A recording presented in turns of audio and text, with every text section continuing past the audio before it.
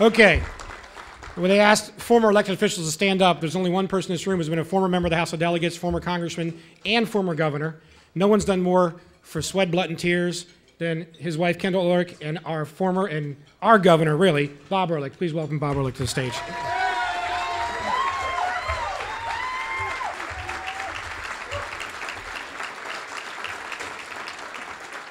Thanks, Alex. Thanks, everybody, thanks for coming out tonight. Great turnout. Thank you very much. The young people here, it's great to see you. Karl asked me to be quick, but they just gave him his crab cake, and it's a Maryland crab cake, I think. So, yeah. It's a sweet meat in Maryland here, Karl. You can always tell the Maryland crab cakes.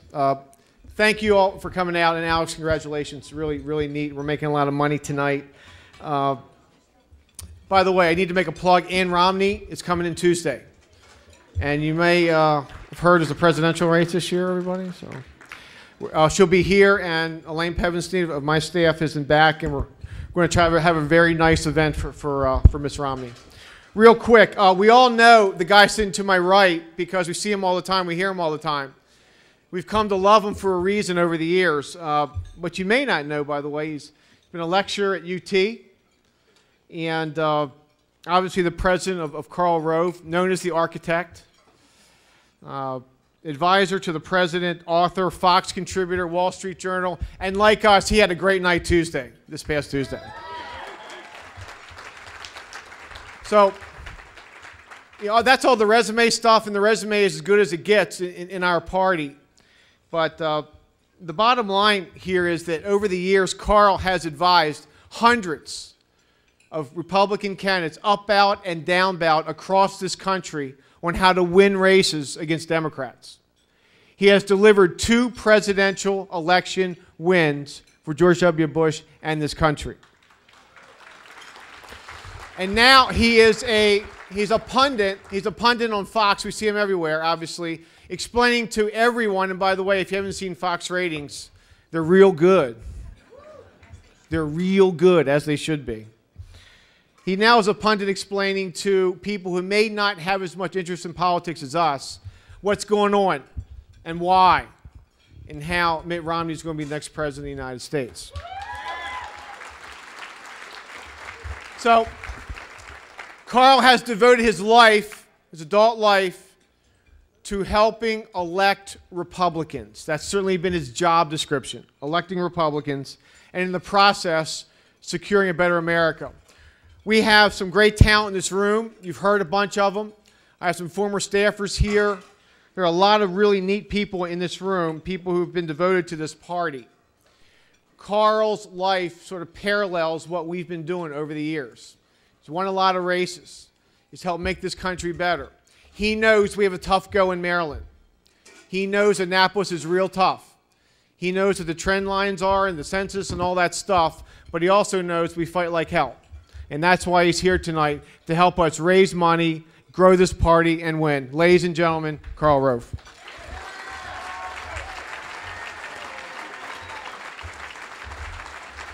Sit down. Sit down. Sit down. Thank you. Sit down. Sit down. Behave yourselves.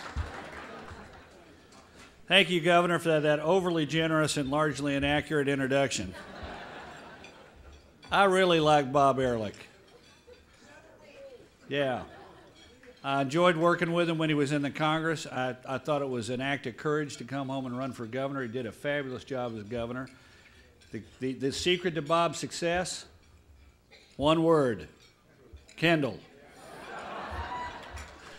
And delighted they both came out here tonight, and appreciate your leadership for your state and for our country. And something tells me, particularly if things go right in November, there might be future public service in mind for Governor Ehrlich, and I hope so. I got to have dinner with my friends Lois and Dick Hugg, true friends of George W. Bush. We've known each other now for over a dozen years. I met him when Dick came to Austin, and he's a remarkable guy, and she's a woman with enormous compassion and very bad judgment when it comes to men. I appreciate all the candidates who are here. Roscoe, he's on fire. He's on fire. You may not know this about your U.S. Senate candidate. This may not help him in his election. He used to be on my security detail when I was at the White House. Occasionally they would come to me. I didn't have as a regular detail, but I'd go traveling someplace, and sometimes the Secret Service would show up and say, Mr. Rove, we'll be traveling with you on this particular trip. Now, I didn't know what they knew that caused them to say that, and I didn't want to know. But anyway, Dan, thanks for offering yourself up to the people of this state, and thanks for running.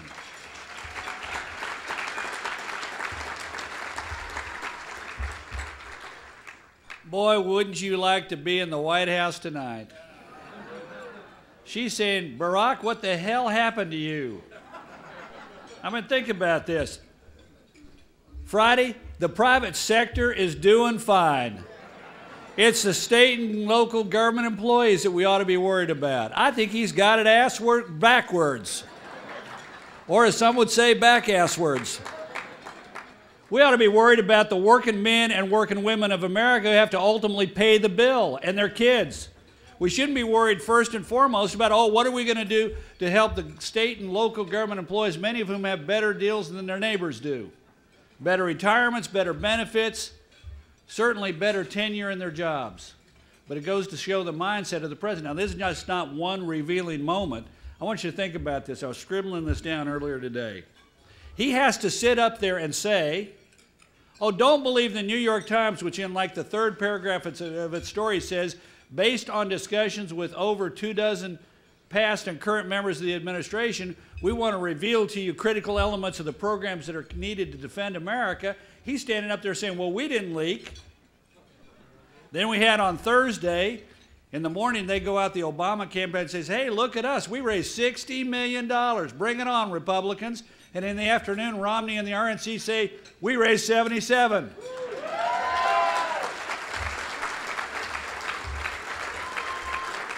Oh, and then go back to Tuesday.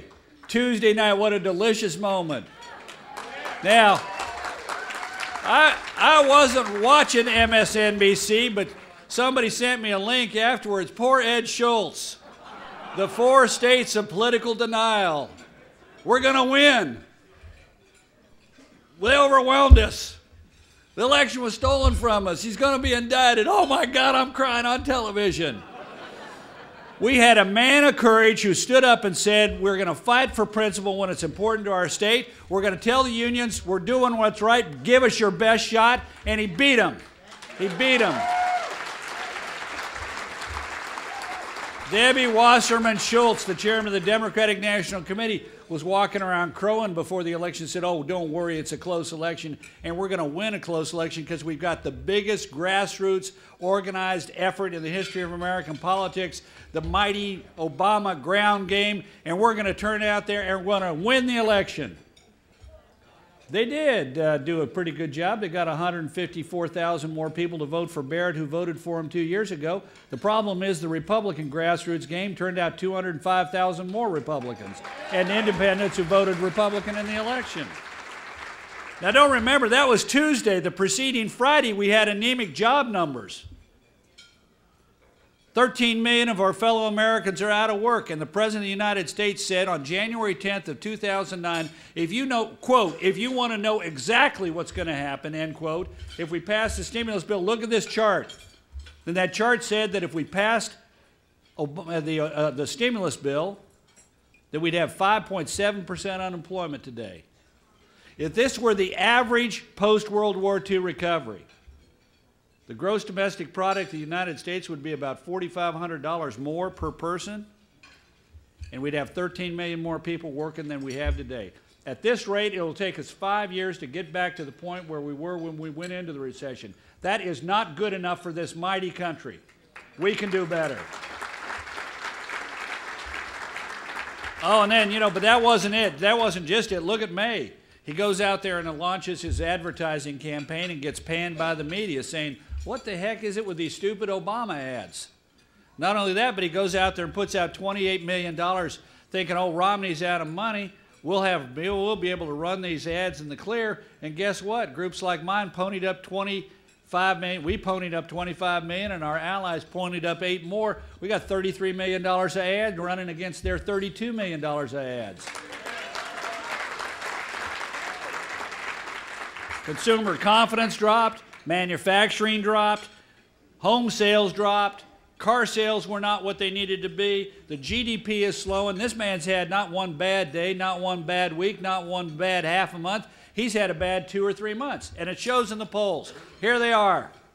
I'm a numbers kind of guy, no whiteboard tonight, though. They don't travel too well. I'm the only guy at Fox that is demanding not a wardrobe budget, but a whiteboard budget. Job approval, 46. Disapproval, 47. In the Gallup, no president's ever been reelected with numbers like that right now. 26% in the Gallup say they're satisfied with the condition of the country. 26%. Jimmy Carter was way hell above that. ABC Washington Post, 34% say America's on the right track. 58% say we're on the wrong track. Job approval ratings. On the economy, 38%. Jobs, 47%. Deficit, 33%.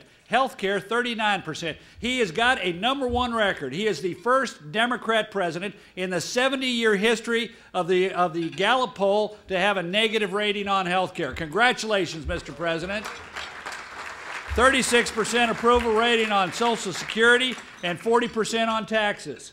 His support among college graduates has dropped 19%, among Hispanics 21 points, among young voters 18 points, among seniors 24 points, among independents 19 points, and among working class voters 24 points. What a way to get ready to run for re-election. Now look, I know it's going to be tough. I know it's going to be tough. He's the president. He's going to have a lot of money. The unions are going to be desperate, and there are going to be a lot of people who say, this is our last chance to keep America going in the direction we want it to go, to look more like Northern Europe than look like the United States of America, to look like some little social democracy between Denmark and Finland, and right up there is a world power with Honduras, Guatemala, and Malaysia.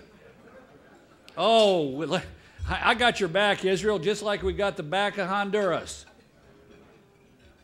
And you know what? It's going to be tough as a result. But I wrote it in my column 2 weeks ago, and I believe it. We're going to win. We are going to win. And it's going to be vital for our country that we do so. Now, they said, we want you to come up and talk to Maryland, and you just need to know something about us. We're down a little bit. We lost our governor's race, and as you know, and we really are struggling. And we want you to come and talk to us about it. My first piece of advice to you is this: stop whining. Look, let me tell you a little story. I went to Texas. I was not a Texan. I grew up in the Rocky Mountain West. I went to Texas. I went to work for the senior Republican in the Texas House of Representatives, the most respected Republican, 151 members of the Texas House of Representatives, and I went to work for the powerful senior Republican. There were 13 of us out of 151. Oh, we'd done really well in the recent Senate elections. We had doubled our numbers in the Texas State Senate. We'd gone from 1 to 2 out of 31. We had Walter Mad Dog Mingdon and O.H. Ike Harris. In Texas, you got to have 4 or 5 names in order to run for office. We'd had a brief spell in which we had not elected a statewide elected official to our state capital. 114 years. And yet, within a matter of 15 years, we had taken the governor's office and every statewide constitutional office. And we got a lot of them. You Maryland are pikers. We elect 28 statewide elected officials in Texas. And we went from nothing to everything, like that.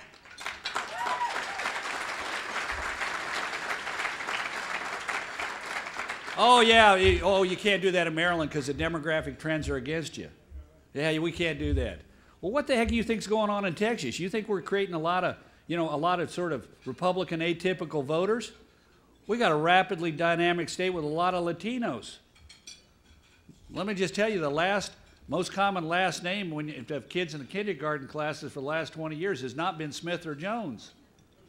And yet we have stood on values and stood on principles and stood on convictions. And we've won. And we're going to keep winning. Because we have a diverse party that represents the values of Texas, the conservative values of faith, family, enterprise, and freedom. And you know what? I couldn't have been more proud of my party than I was in 1998 when a young governor named George W. Bush ran for re-election. And white men were the minority on the ticket. We elected an African-American Republican, the chief executive, the chief justice of our Supreme Court. We elected Latinos and women. And white men were a minority of the ticket. And they are a minority of our statewide elected officials today. Because we have a diverse party that said, you know, what matters is not what you look like, it's what you believe. It doesn't matter what your face is, but what's in your heart. So stop whining.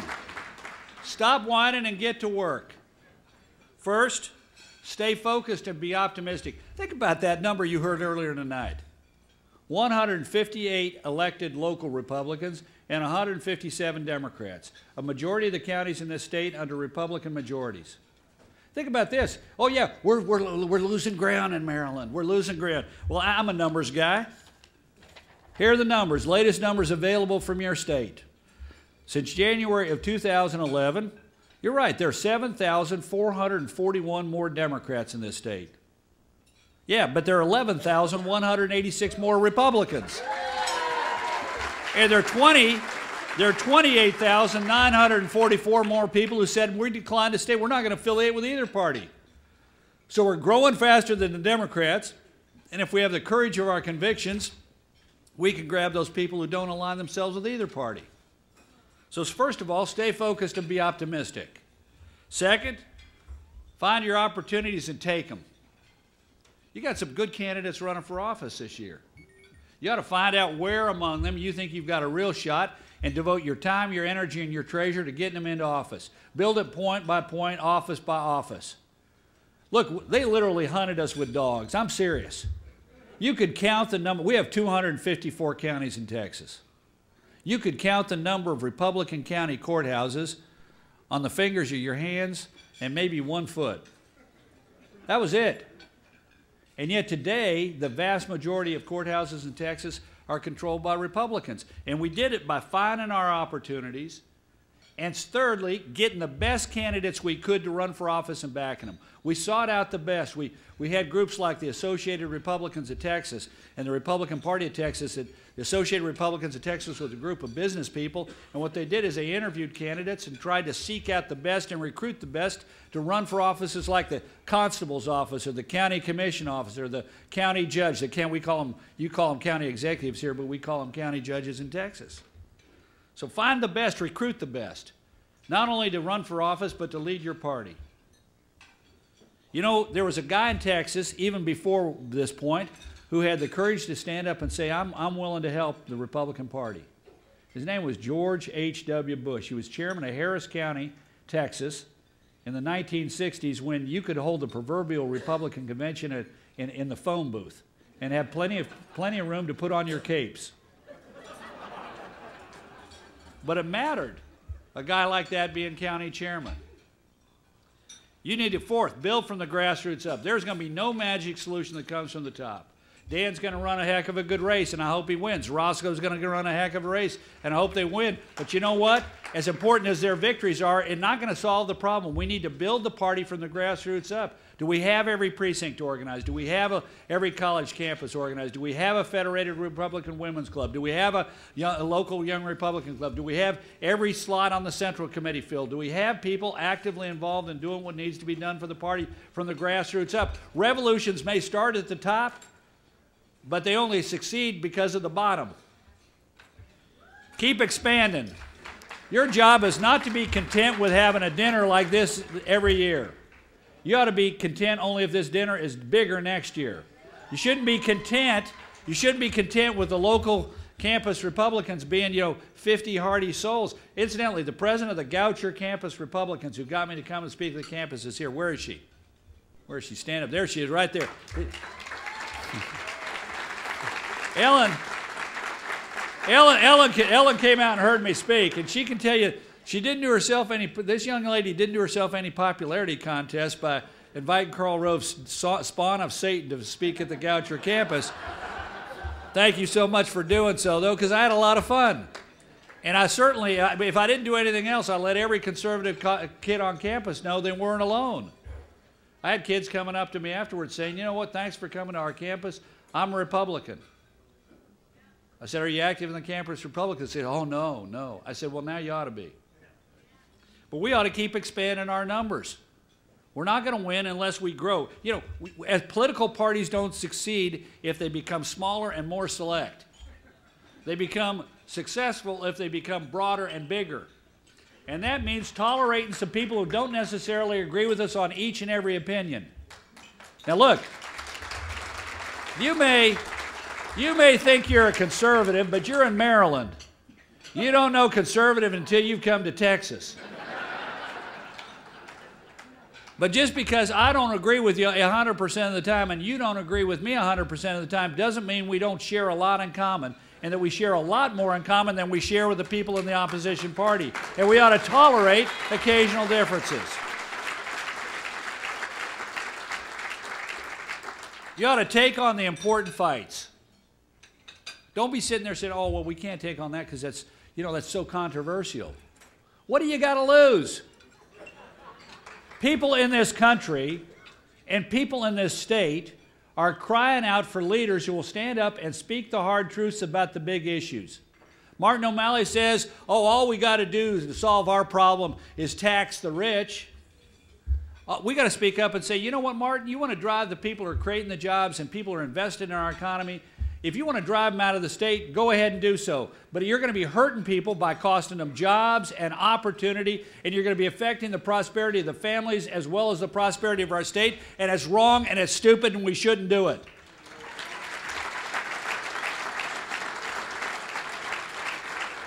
And finally, we ought to be bold and we ought to be clear. It's not just enough to criticize the goofiness that goes on in Annapolis. It's not just enough to point out the sort of, you know, weirdness of Governor O'Malley's position on many of the issues. I love the fact that the man is talking about running for president. Let me just tell you, we would be blessed as a party and as a nation if he did.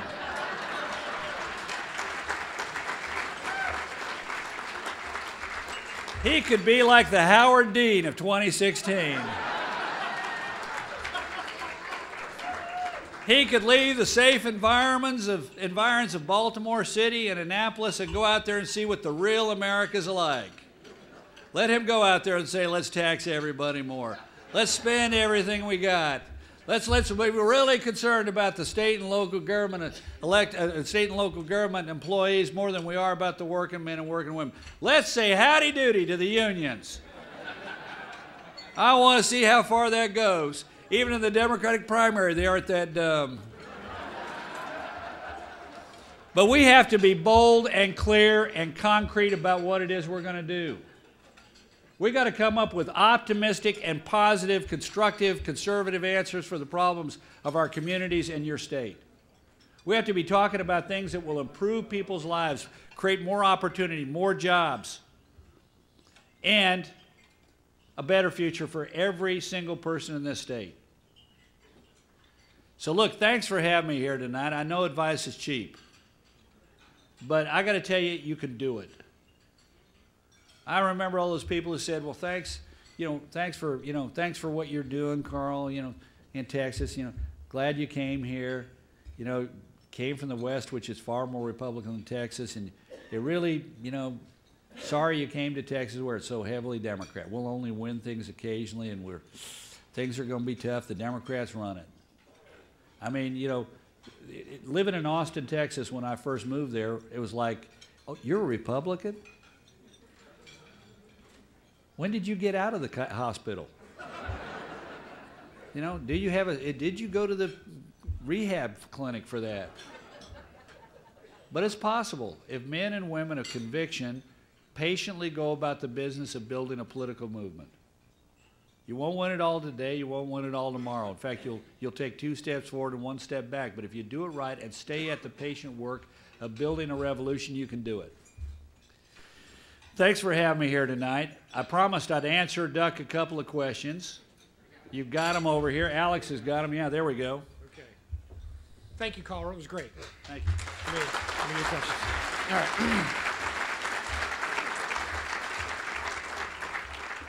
Okay, we only have time for 2 or 3 because he's got to sign some books and get going. First one, what would you advise a first-time candidate like Dan Bongino? Read chapter 4 of my book.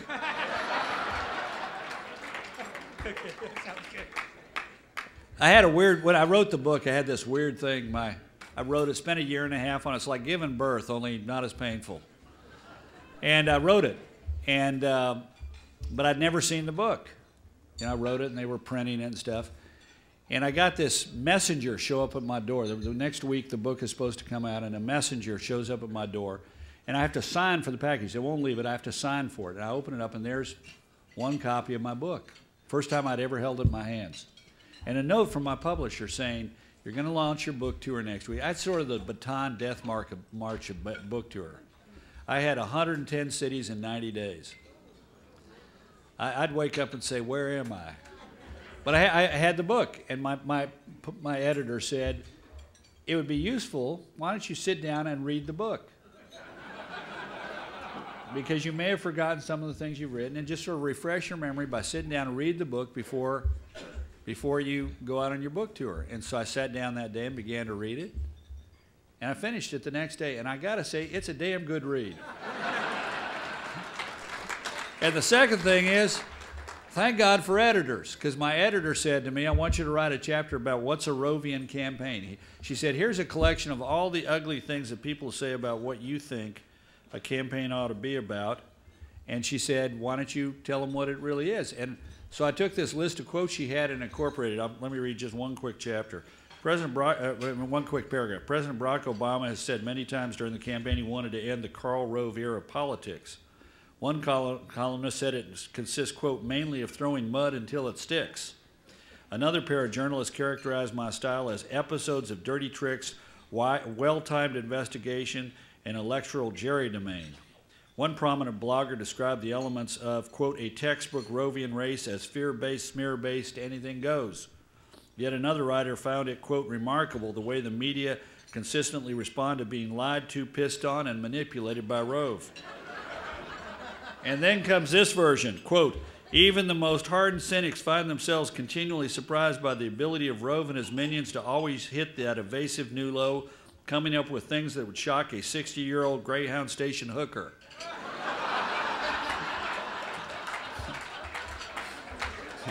After I read those quotes, I said, these people need to be confronted with the truth and the facts, and that's the rest of chapter 4.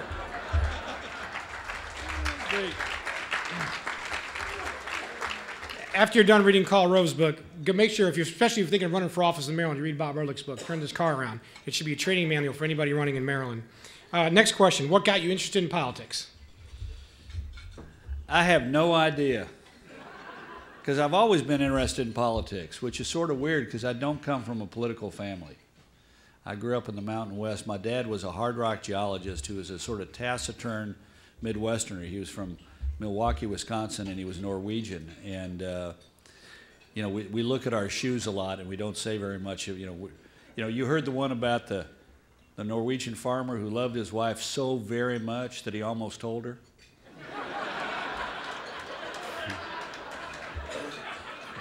So, but I've always been interested in politics. My dad literally did not tell me until he was 74 who he voted for in an election.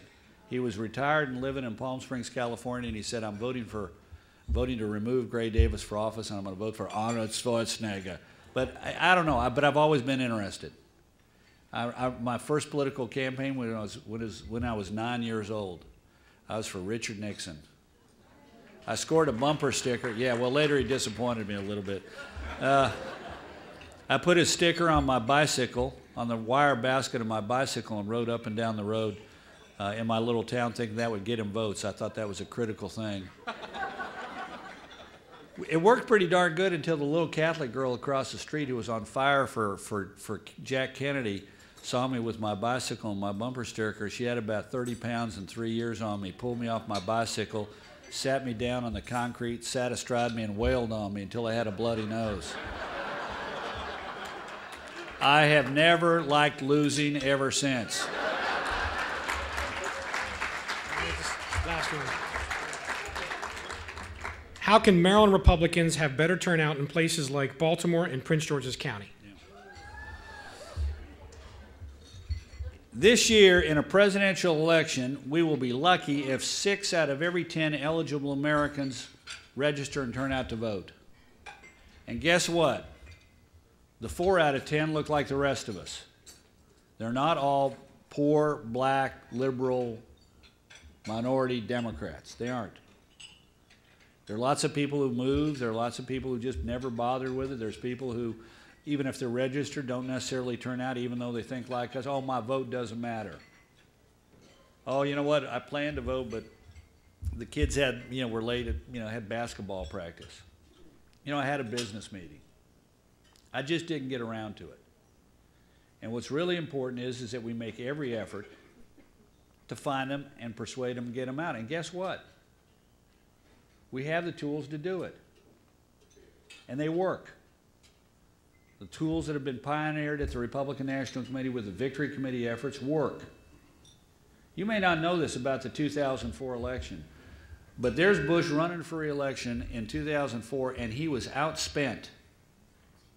If you take what the Democratic National Committee and Kerry and the outside group spent, and what Bush, the Republican National Committee, and the Republican outside group spent, we were outspent in 2004 by $124 million. In Ohio, we were outspent by $15 million.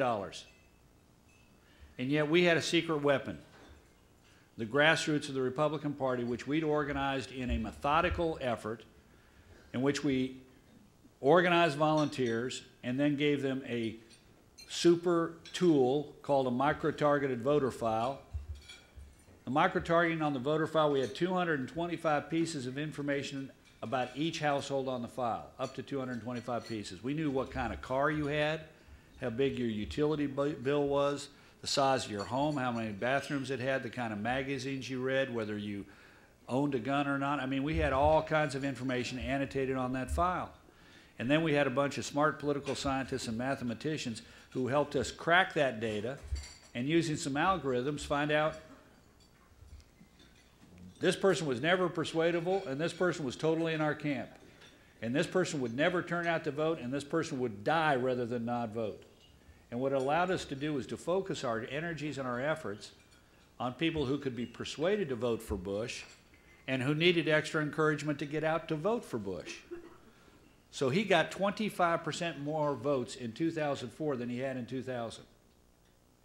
And it worked. I mentioned Ohio.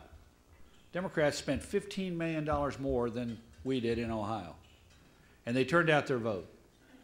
The old saw used to be that Republicans had to come out of Cuyahoga County, Cleveland. That's sort of like the Baltimore city of Ohio. You had to come out of Cuyahoga County 130,000 votes or less behind. We came out of Cuyahoga County 205,000 votes behind because they got out their vote in union households, minority neighborhoods, you name it. They were so focused on getting people out to vote that a number of cemeteries got more than 100% participation. But election night, I was sitting in the state dining room on the first floor of the White House, which was our command center. And it had a really cool computer. And it had a map of the U.S., and all I had to do was to tap a state, and it would pop up with every county. And all I had to do to get the results in the county at that very moment was hit that county. We had people at every courthouse, in every battleground county, in every battleground state, in every courthouse, feeding us the data into a gigantic database as we went through the evening. So I could just hit the county and find it. So I'm watching Cuyahoga County, and they're hitting their numbers and going straight through the roof, but I'm hitting our counties. And we, little Claremont County down in southwestern Ohio that we'd won by 6,000 votes in 2000, we were winning by 18. Allen County up in the northwest part of the state that we'd won by 17 or 18,000 in 2000, we were winning by 40,000, winning 75% of the vote in a huge turnout. And all across the state of Ohio, that was going on. And how did we get there? We got there by having, the grassroots of the party focused on getting out the vote. And we got the tools. The question is whether or not we're going to use them. And you saw what happened on Tuesday night in Wisconsin. $70 million was spent in that gubernatorial election. And that's what we know was spent. The unions don't have to account for all that they spent. There are two sets of rules, one set for all of us and one for the unions. And the ones for the union allow them to both take the money out of the corporate treasury and spend it without having to get the permission of the working man or working woman whose pocket is being picked for it. And it also allows them to hide a lot of their expenditures. And yet Scott Walker won. And he won because he had a massive grassroots army of persuasion, if you will, that cared deeply about him and ran hard and ran right up to the moment the polls closed and made certain that every vote got out to vote. And we can do it. And those tools are important here, even in this state. Look, I know it's an uphill climb in the presidential race. I know it. But you need to get every vote you can out for our ticket. We need to have heart and passion for this contest, because the stronger we run at the top of the ticket here, the better off our chances are for winning races like Dan's and Roscoe's and everybody else who's running. And we need to use those tools to help find our opportunities and take them. We need to find the opportunity to identify somebody who's persuadable or somebody who needs a little bit extra assistance or encouragement in order to turn out to vote. And we do that, and we'll pick those people up out of the 60%. Or excuse me, out of the 40% who don't vote, and add them to the 60% who do. Thanks for having me here tonight. I appreciate all that you do for our party, and God bless the United States of America.